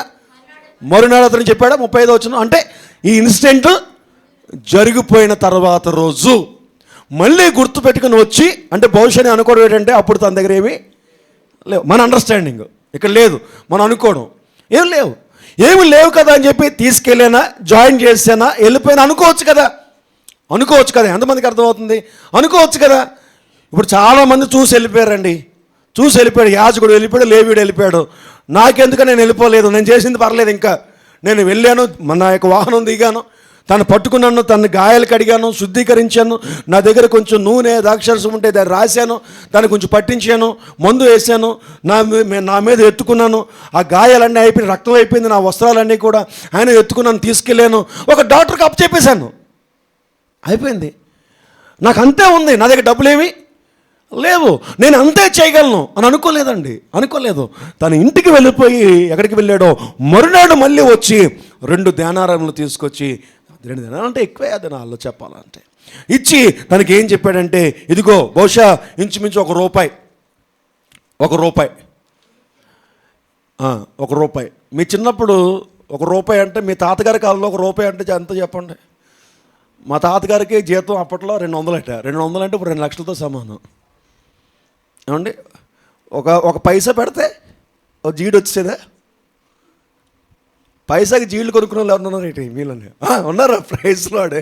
అమ్మో, ఏదో చేతులు చూపించండి ఒకసారి. Praise God. నువ్వు పావల వరకు వచ్చావు, నేను పైసాలు ఒక పైసా వెళ్తే ఒక జీడి ఇచ్చి కొనుక్కొని తినేసిన రోజులు ఉన్నాయి. Praise lord. పైసా అంటే ఎంత గొప్ప అండి ఆ దినాల్లో. ఒక పైసా అంటే ఎంతో గొప్ప. సో ఒక 5 పైసలు ఉన్నాయనుకోండి, 5 పైసలు 5 రకాలు కొనుక్కోవచ్చు. ఎవరన్నా ఇంటికి వచ్చి పావలా ఇచ్చారనుకోండి, పావలా ఉంది నా దగ్గర అనేవాళ్ళం. అలాంటిది ₹1 అంటే ఏ దినాలు, తాతల కాలం కాదు, కొన్ని 100 సంవత్సరాలు, కొన్ని 1000 సంవత్సరాల క్రితము ₹1 అంటే ఎంత ఎక్కువ ఆలోచించండి.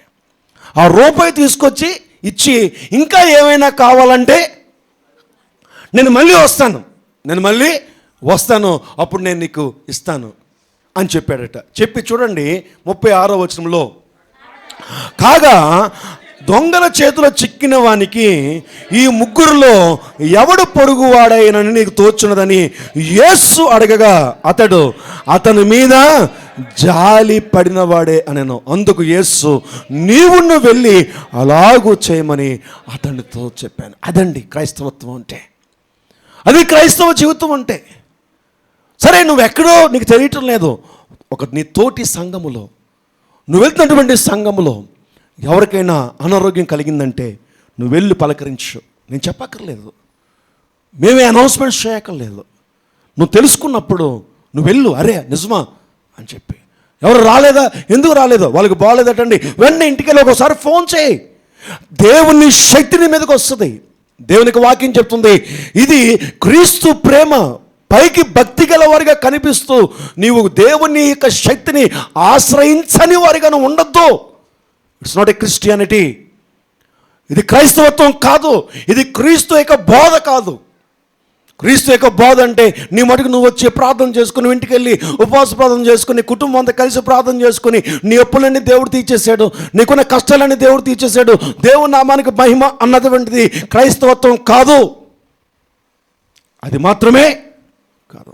క్రైస్తవత్వం అనగా నువ్వు ఎలాంటి కష్టంలో ఉన్నావో నీ పొరుగు అని కష్టంలో కూడా నువ్వు పాలిభాగస్తుడు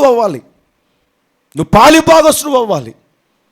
వారికి ఏమైనా లేకపోతే నువ్వు ఎవడున్నో నేర్చుకోవాలి. అంతెందుకండి, సంఘంలో చాలామంది బలహీనంగా ఉంటున్నారు, చాలామందికి కష్టంలో ఉంటున్నారు.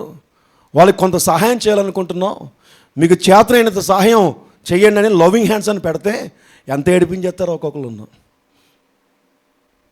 ఒక ₹100 1వ తారీఖు రావండి, వాళ్ళకి ఒక 200 1వ తారీఖున రావు. ఆ లవింగ్ హ్యాండ్స్లో మెసేజ్ పెడతా ఉంటాడు గంగాధర్, 10వ తారీఖు వచ్చేసింది, ఎవరిని ఇస్తే ఇవ్వండి, 10వ తారీఖు వచ్చేసింది, ఎవరిని ఇస్తే ఇవ్వండి. ఒక మాట అంటున్నాను, ఏమనుకోద్దు, సిగ్గుండాలి మనకు. కనీసం దేవుడు ఒక అవకాశాన్ని ఇచ్చేశాడు కదా, మన చేతికి తీసుకొచ్చేసాడు కదా. ఒక 10 రూపాయలు, ఒక 50 రూపాయలే కదా ఇచ్చేది, 1000 రూపాయలు ఇవ్వట్లేదు కదా లవింగ్ హ్యాండ్స్లో.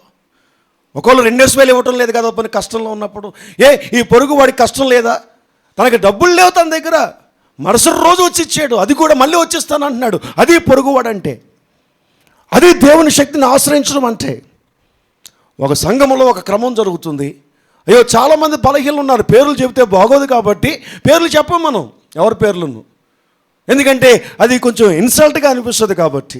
ఇదిగో సంఘంలో ఎవరికైనా బాగలేకపోతే, ఒకరి సంఘం వెలుపల ఎవరికైనా బాగలేకపోతే మంత్లీ కొంత సహాయం చేద్దాం అని లవింగ్ హ్యాండ్స్ అని పేరు పెట్టాం.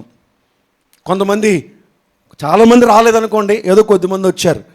కొంతమంది నాకు సంబంధం లేదన్నట్టు ఉన్నారు ఇప్పటికీ. ఇంకా రావచ్చు కదా పాస్టర్ గారు, మేము లవింగ్ హ్యాండ్స్లో ప్రతి నెల 1వ తారీఖు కల్లా మేము 50 రూపాయలు 100 రూపాయలు మేము చేస్తామని అనుకున్నటువంటి వాళ్ళు వస్తే ఎంత ఆశీర్వాదం అండి, అది ఎంత దీవెన, అది ఎంతమంది సహాయం చేస్తుంది, ఎంతమంది నిలబెడుతుంది సంఘంలో, ఎంతమందికి పోషణ ఇస్తుంది, ఎంతమంది బలహీన సమయంలో సహాయం చేస్తుందో మీకు తెలీదు. అనేకమైన కుటుంబాన్ని నిలబెడుతుంది ఒక లవింగ్ హ్యాండ్స్ మనీ. సంఘంలో ఇంతమంది ఉన్నారు, ఒక 10 మందో 12 మందో ఉన్నారు అంతే లవింగ్ హ్యాండ్స్లో ఉన్నటువంటి వాళ్ళు. చాలామంది లేరు. ఉన్నవాళ్ళు కూడా గంగాధర్ 6వ తారీఖు నుంచి మెసేజ్ వస్తూ ఉంటుంది, ఇస్తానన్న వాళ్ళు త్వరగా ఇవ్వండి అంటే. కొంతమంది అంటారు మర్చిపోయావు, నువ్వు గుర్తు చేయాలి కదా అన్నారట ఎవరో. కానీ మర్చిపోయి ఆయన ఎందుకు గుర్తు చేస్తాడండి? ఆయనకేంటి సంబంధం? గుర్తు చేయవలసిన అవసరం ఏముంది? నీ గుర్తు తెచ్చుకోవాలి, నువ్వు అది నీ బాధ్యత, అది క్రీస్తు ప్రేమ. నువ్వు క్రీస్తు ప్రేమలోనికి రా, క్రీస్తు ప్రేమలోకి వచ్చే వాక్యంలోకి రా. అప్పుడు నువ్వు దేవుని శక్తిని ఆశ్రయించేవాడిగా దేవుని దగ్గర నువ్వు కనిపిస్తావు. నీ పొరుగువాడు ఎవరయ్యా అని అడిగితే బైబిల్ చెప్తుంది, యేసుక్రీస్తు చెప్తున్నాడు, ఇదిగో తను నలిగిపోయినటువంటి వాడికి తన దగ్గర లేకపోయినా వెళ్ళి సహాయం చేశాడు కదా, అదే పొరుగువాడు అంటే అని చెప్తున్నాడు. ఉందా నీకు ఆ ప్రేమ? ఉందా? చర్చిలో ఎంతమంది ఉన్నారు, ఎంతమంది వస్తున్నారు? సేవకులు ఎలాగున్నారు? సేవకులు బలహీనంగా ఉన్నారా, బలంగా ఉన్నారా? పాస్టర్ గారు ఎలాగున్నారు?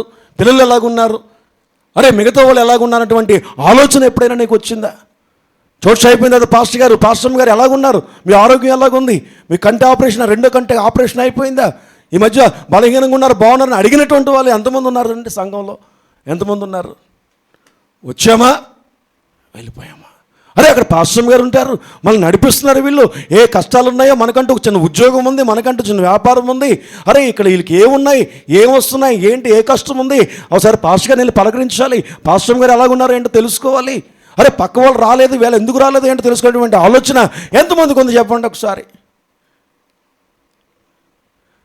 ఆమేన్ అనగానే రన్నింగ్ అంతే, ఏదో దాచిపెట్టిన వాళ్ళలాగా. ఒక్క 10 నిమిషాలు ఆగి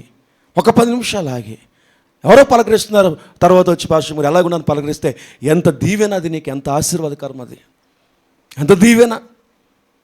ఎప్పుడైనా టైం ఉన్నప్పుడు సేవకులకు ఫోన్ చేసి, పాస్టర్ గారికి ఫోన్ చేసి, ఏమండి మీరు ఎలాగున్నారు, ఆరోగ్యం బాగుందా ఏంటని అడిగితే అది ఎంత దీవెన, ఎంత నెమ్మది. పాస్టర్ గారు నాకు ఫోన్ చేయట్లేదు, పాస్టర్ గారు రావట్లేదు, మా ఇంటికి రావట్లేదు. నీ ఇంటికి రావట్లేదు, నువ్వు అడుగుతున్నావా పాస్టర్ గారిని? ఎంతమందికి అర్థమవుతుంది? అడుగుతున్నారా? అడగం. ఇక్కడ కాదు, లైవ్లో వెళ్తుంది కాబట్టి చెప్తున్నాను. సంఘాల్లో ఉన్న పరిస్థితులు, ఆ పాస్టర్ గారి కష్టం ఏంటో తెలియదు, ఆ పాస్టర్ గారి కష్టం ఏంటో తెలియదు, సంఘం కష్టం ఏంటో తెలియదు. రాలేదు, మమ్మల్ని పలకరించలేదు. సరే నేను పలకరించలేదు, నువ్వు అంత బాధపడుతున్నప్పుడు నువ్వు పలకరించేవారిగా నువ్వు ఉన్నావా? నువ్వు ప్రేమను చూపించేవారిగా ఉన్నావు? ఎంతమందికి అర్థమవుతుంది? స్వార్థపూరితమైనటువంటి ప్రేమ అనరా దీన్ని. నిన్నేమో అందరూ ఆదరించాలి, మీ ఇంటికేమో అందరూ వచ్చేయాలి. మీ ఇంట్లో ప్రార్థన పెట్టుకుంటే అందరూ వచ్చేయాలి, వాళ్ళ ఇంట్లో ప్రార్థన పెట్టించుకుంటే మేము వెళ్ళాం, మాకు అవ్వదు, మేము రాం, మాకు అవకాశం లేదు. ఆ తర్వాతే మళ్ళీ మన ఇంట్లో ప్రార్థన పెట్టించుకుంటే పాస్టర్ గారు ఎవరు రాలేదండి, వస్తారమ్మా, రాకపోతే ఎలాగండి సంఘం పెట్టుకుని చూడండి ఎంత వేస్ట్ అయిపోయింది, అది వేస్ట్ అయిపోయింది చూడండి, వీళ్ళు రాలేదండి, వాళ్ళు రాలేదండి. ఆ మాట చెప్పేటప్పుడు మనం ఏం చేయాలి? చెప్పాలి గట్టిగా. ఏం చేయాలి? మనం ఎంతవరకు వెళ్తున్నాం, మనం ఎంతవరకు ఆదరిస్తున్నాం, మనం ఎంతవరకు అవతల వరకు సపోర్టింగ్గా ఉంటున్నాం అన్నటువంటిది మనం అర్థం చేసుకోలేకర్లేదా? దీని స్వార్థపూరితమైన ప్రేమ అనరా? ఇప్పుడు మనం ఏం చేయాలి? మనసు మార్చుకోవాలా?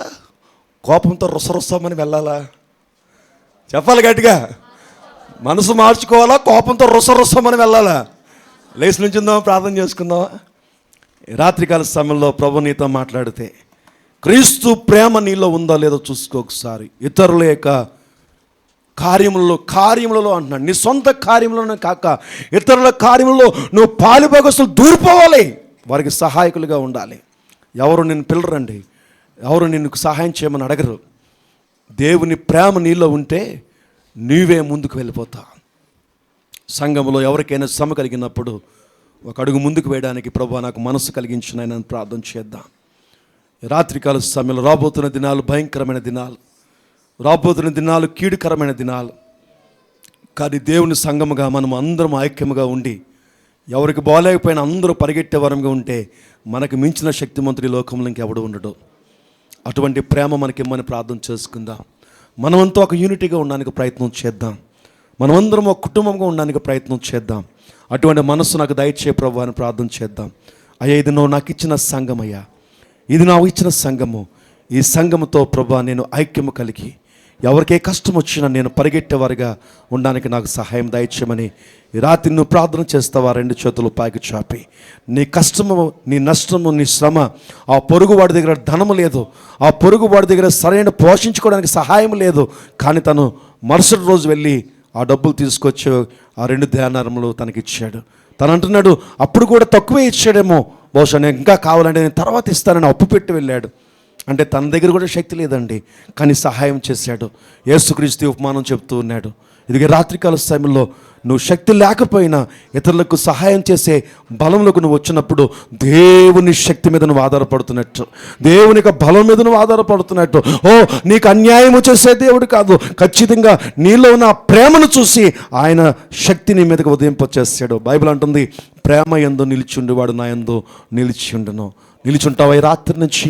ఇదిగోనయ్యా, నీ ప్రేమలో నిలిచుంటానయ్యా. సంఘాన్ని ప్రేమిస్తాను తండ్రి. సంఘంలో ప్రభువా ఎవరికి ఏ కష్టం వచ్చినా, ఏ నష్టం వచ్చినా, ఏ శ్రమ వచ్చినా నేను పరిగెడతాను ప్రభువా. నేను కూడా ఒక అడుగు ముందుకు వేస్తాను. నా చేతనైనంత ప్రభువా నేను ముందుకు చేస్తానని ఈ రాత్రి ఒక తీర్మానం తీసుకోగలిగితే నీకు మించినటువంటి శక్తిమంతుడు ఇంకెవడు కూడా ఈ లోకంలో ఉండడు. అటువంటి ప్రేమలో నువ్వు ఉండాలని దేవుడు ఆశపడుతున్నాడు. అటువంటి ప్రేమ నీలో చూడాలని ఆశపడుతున్నాడు. అటువంటి ప్రేమ కలిగిన విశ్వాసిగా దేవుడు నిన్ను కనుగొనాలని ఆయన ఆశపడుతున్నాడు. కఠినమైన మనస్సును మనం తీద్దాం. నేను, నా కుటుంబము, నా ఉద్యోగము, నా వ్యాపారము, నా అప్పులు, నా శ్రమలు కాదండి, తోటి వారి కార్యాలు కూడా నువ్వు చూసే మనసునిమ్మని ప్రభుని అడుగుదాం. ఎక్కడికో వెళ్ళిపోక్కర్లేదండి, ఎక్కడికో వెళ్ళిపోక్కర్లేదు. నువ్వు వెళ్తున్నటువంటి సంఘంలోనే ఎన్నో శ్రమలు ఉంటున్నాయి.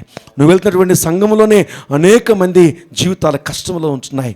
నువ్వు వెళ్తున్నటువంటి సంఘంలోనే అనేక మంది శ్రమలో కొలిమిలో కొట్టుకుపోతున్నారు. నువ్వేం చేస్తున్నావు తెలుసా? ఒక యాజకుడిగా తెలుసుకుని కూడా పక్క నుంచి వెళ్ళిపోతున్నావు. ఒక లేవీడిగా చూసి కూడా పక్కగా వెళ్ళిపోతున్నావు. కానీ ఒక సమరయుడిగా చూసి ఆగి వారి మీద కనికరం పడి, వారి మీద జాలిపడి వారికి సహాయం చేసే స్థితిలో ఉండటం లేదేమో. ఇది రాత్రి మనం ఒక మంచి తీర్మానం తీసుకున్నట్లయితే ఈ రాత్రి నుంచే దేవుని గొప్ప కార్యాలను చూస్తావు. నువ్వు ఎంతవరకు చూడలేనటువంటి గొప్ప కార్యాలు నీ జీవితంలో జరగడానికి ప్రభు నీకు చూపిస్తాడు. స్వార్థం నాలోంచి తీసేయని ప్రార్థన చేస్తావా? నేను బాగుండే చాలు, ఎవడేమైపోయినా నాకేంటి ప్రభు, అటువంటి మనస్సు నాకు ఉండకూడదు. ప్రార్థన చేస్తావా ఈ రాత్రి? ప్రభు, అటువంటి మనస్సు నాలోంచి తీసిపోయినాయన, స్వార్థపూరితమైన మనస్సు నాలో ఉండకూడదు నాయన, సహాయం దయచేయండి ప్రభు. నేను ఎంత బాగున్నానో నా పక్కోడు కూడా అంతే బాగుండాలి. ఎవరిని మోసం చేయకుండా, ఎవరికి దగా చేయకుండా ఒకరిని ప్రేమించే మనసు నాకు దయచేయమని ప్రభు ఈ రాత్రి మేము ప్రార్థన చేస్తుంటుండగా నీ శక్తి చేత మమ్మల్ని నింపమని యేసుక్రీస్తునామమున ప్రార్థిస్తున్నాం తండ్రి. ఆమేన్.